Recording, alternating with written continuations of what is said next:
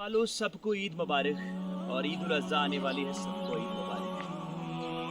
तो आपके बीच में मियाँ मोहम्मद बख्श रहमतुल्लाह अलैह का एक सूफी गुलाम और साथ साथ में परदेस वालों को, सब परदेस वालों आप सबको ईद मुबारक। परदेस विच वसन वालों ते रब सोने दे हवाले, ईद मुबारक ईद मुबारक ते कहंदे वतना वाले।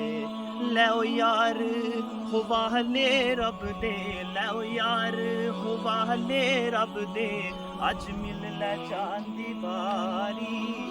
लैओ यार हवाले रब दे, अज मिल लै चांदी बारी। लैओ यार हवाले रब दे, मेले 4 दिनां दे। लैओ यार हवाले रब दे, मेले 4 दिनां दे। ते जिस दिन ईद मुबारक होसी, उस दिन फिर मिलांगे।